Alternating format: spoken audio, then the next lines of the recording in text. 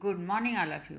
बच्चों, आज हम अपनी व्याकरण की पुस्तिका मेरी हिंदी व्याकरण एवं रचना से पाठ 14 क्रिया पढ़ेंगे। आइए हम देखते हैं कि क्रिया में क्या बताया गया है।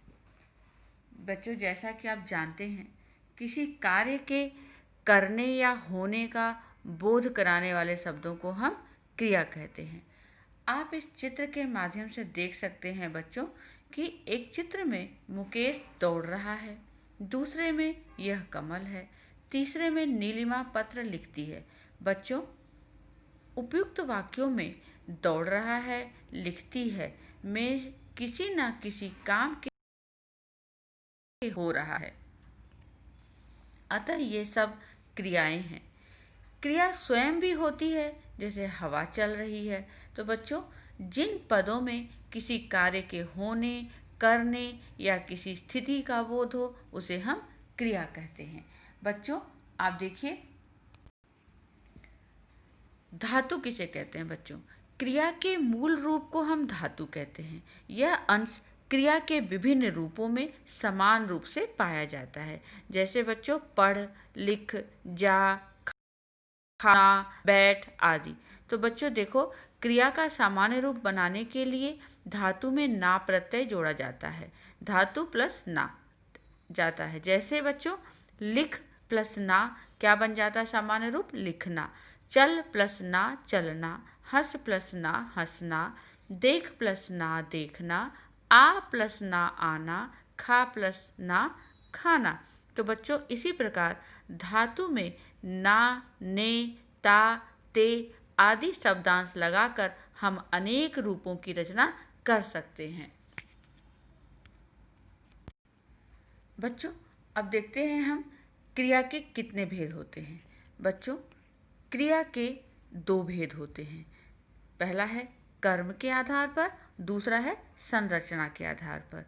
तो बच्चों, पहला जो कर्म के आधार पर है, उसके अंदर बच्चों दो क्रिया होती है, एक सकर्मक, दूसरा अकर्मक। सकर्मक क्रिया के अंदर भी दो भेद होते हैं, एक कर्मक क्रिया और द्विकर्मक क्रिया।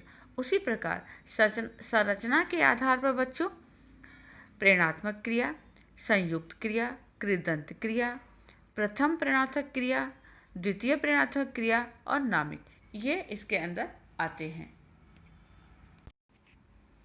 तो बच्चों, आइए अब हम कर्म के आधार पर क्रिया के भेद के विषय में जानते हैं। कर्म के आधार पर बच्चों दो भेद होते हैं, अकर्मक क्रिया और सकर्मक क्रिया। तो अकर्मक क्रिया बच्चों, अकर्मक का अर्थ होता है बिना कर्म का।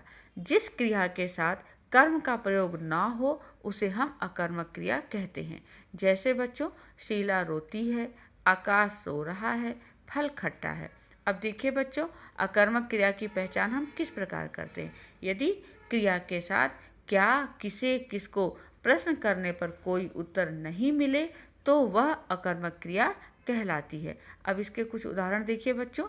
वाक्य है, प्रिया हंसती है। तो हमने प्रश्न किया, क्या हंसती है? आपने इसका उत्तर नहीं दिया, तो इसका भेद है अकर्मक क्रिया। इसी प्रकार बच्चा खेलता है। अब इसमें प्रश्न हम कर रहे हैं बच्चों, क्या खेलता है? इसका कोई उत्तर नहीं है, तो ये क्रिया भी अकर्मक क्रिया कहलाती है। बच्चों, इस अकर्मक क्रिया की कुछ मुख्य बातें हैं, जैसे उठना, गिरना, चमकना, जागना, जाना, ठहरना, डरना, दौड़ना, फिरना, बढ़ना, मरना, रोना, लज्जना आदि। तो ये इनके कुछ उदाहरण हैं। अब आगे हम देखते हैं बच्चों, सकर्मक क्रिया का क्या अर्थ है। बच्चों, कर्म के साथ जिस क्रिया का साथ कर्म हो तथा क्रिया का फल कर्म पर पड़े, वह सकर्मक क्रिया कहलाती है। देखिए बच्चों उदाहरण, चित्रा खाना बनाती है। बच्चों, यहाँ पर खाना कर्म है। राधा पत्र लिखती है, यहाँ पर पत्र कर्म है। तो सकर्मक क्रिया की पहचान हम कैसे करेंगे बच्चों? देखिए, यदि क्रिया के साथ किसे, क्या, किसको प्रश्न करने पर समुचित उत्तर प्राप्त हो, उसे हम सकर्मक क्रिया कहते हैं। इसके उदाहरण देखिए बच्चों, जैसे नेहा चित्र देखती है। क्या देखती है? आपने उत्तर दिया चित्र देखती है, तो यह क्या हुआ बच्चों? सकर्मक। क्रिया, वह गहरी नींद सोता है। क्या सोता है? गहरी नींद सोता है। तो यह क्रिया भी सकर्मक क्रिया हुई। बच्चों, राधा चित्र बना रही है, इसमें चित्र कर्म है, बना रही है सकर्मक क्रिया है। अब बच्चों, सकर्मक क्रिया के जो भेद हमने देखे थे, सकर्मक क्रिया के दो भेद हैं, एकर्मक और द्विकर्मक। देखिए, पहला है बच्चों एकर्मक क्रिया। जिस सकर्मक क्रिया का एक ही कर्म हो वह एकर्मक क्रिया। आकाश पानी देता है। तो बच्चों आप देखिए, दूसरा द्विकर्मक क्रिया। जिस सकर्मक क्रिया के दो कर्म हो वह द्विकर्मक क्रिया कहलाती है। जैसे बच्चों, अभी भिक्षुक को पानी देता है। यहाँ भिक्षुक और पानी दो कर्म है। प्रिया आभा को कमल देती है। आभा और कमल दो कर्म है। तो ध्यान देने योग्य बातें हैं बच्चों। द्विकर्मक क्रिया वाले वाक्य में जो दो कर्म होते हैं उनमें से एक कर्म प्राणीवाचक और वह गौण कर्म होता है, उसके साथ को परसर्ग लगा होता है। दूसरा कर्म अप्राणीवाचक होता है और वही कर्म प्रधान होता है, उसके साथ को परसर्ग नहीं लगता। तो अब आगे भी जानिए बच्चों, अपूर्ण क्रिया। जिन क्रियाओं में अभिष्ट अर्थ न निकले वे अपूर्ण क्रियाएं कहलाती हैं। जैसे वह है, आपने क्यों चुना। तो बच्चों इसका पूरक है। अपूर्ण क्रिया के अर्थ को, अपूर्ण क्रिया के अर्थ को पूरा करने के लिए जो शब्द प्रयुक्त होते हैं उन्हें हम पूरक कहते हैं। जैसे बच्चों, उपयुक्त वाक्यों में वह नेता है बच्चों पूरक। आपने मुझे चुना, मुझे पूरक है इसके अंदर। तो देखिए बच्चों, दूसरा अब है संरचना की दृष्टि से क्रिया के भेद। बच्चों, नाम धातु क्रिया, कृदंत क्रिया, पूर्वकालिक क्रिया, संयुक्त क्रिया, परिणार्थक क्रिया और सामान्य क्रिया। तो अब पहला हम पढ़ेंगे सामान्य क्रिया। बच्चों, जब किसी वाक्य में एक ही क्रिया का प्रयोग होता है तो वह सामान्य क्रिया कहलाती है। जैसे वह गाया, बच्चा रोया। दूसरा बच्चों संयुक्त क्रिया। दो या दो से अधिक धातुओं के मेल से बनी क्रियाएं संयुक्त क्रियाएं कहलाती हैं। जैसे वह पढ़ने लगा, मोहन आता दिखाई दिया, तुम यहाँ बैठ जाओ, मैंने खाना खा लिया। बच्चों, यहाँ पर जो रेखांकित क्रिया है वह क्या है? संयुक्त क्रिया से पहली क्रिया मूल क्रिया होती है, वह मुख्य अर्थ देती है, अतः अन्य क्रियाएं मुख्य क्रिया में जुड़कर उसमें विशेषता या नवीनता ला देती हैं। इन्हें हम रंजक क्रिया भी कहते हैं। बच्चों, अब कुछ अन्य उदाहरण हम देखते हैं। क्रिया है पढ़ देना। मुख्य क्रिया है बच्चों वह सोफे पर पड़ गया, मुझे जरा अपनी किताब देना। बच्चों, इसमें रंजक क्रिया है वह साइकिल से गिर पड़ा, उसे घर जाने दो। तो रंजक क्रियाओं के कुछ अन्य उदाहरण भी हैं इसमें बच्चों। चुकना, चाहना, देना, डालना। जैसे हम वाक्य बनाते हैं, वह खाना खा चुका है, मैं पढ़ना चाहता हूँ, मैं उसे बोलने दिया, तुमने उसे मार डाला। तो बच्चों आपने देखा इसको कि किसे हम रंजक क्रिया कहते हैं। इसी तरह बच्चों तीसरा है नाम धातु क्रिया।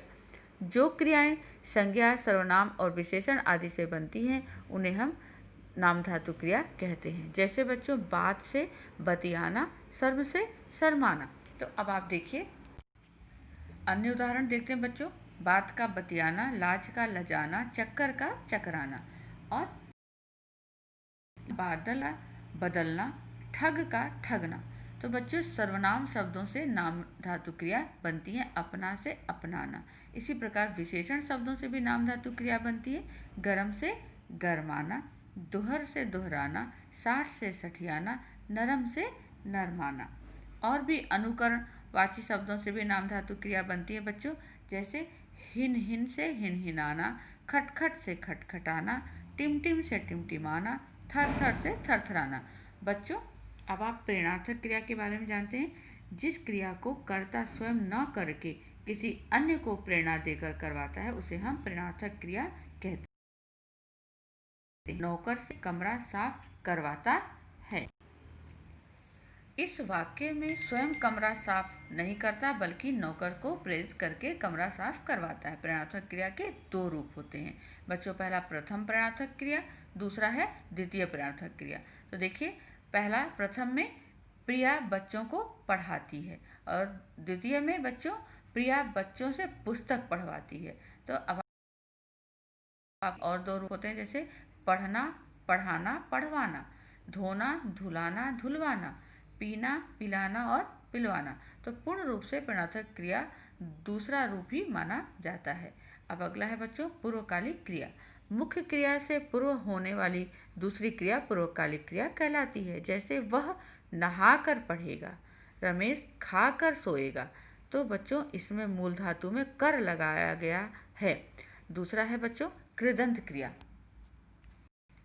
कृदंत क्रिया बच्चों शब्दों के अंत में प्रत्यय या शब्दांश जोड़कर बनी क्रियाएं कृदंत क्रियाएं कहलाती हैं। जैसे बच्चों दौड़ प्लस ता, चल प्लस ता, देख प्लस आ, चल प्लस आ, देख प्लस कर, चल प्लस कर। तो इससे क्या बनता है बच्चों? दौड़ता, चलता, देखा, चला, देखकर, चलकर आदि। तो बच्चों आपने जाना इसमें। अब थोड़ी कुछ बातें और जान लेते हैं। किसी काम के करने या होने का बोध कराने वाले शब्दों को हम क्रिया कहते हैं।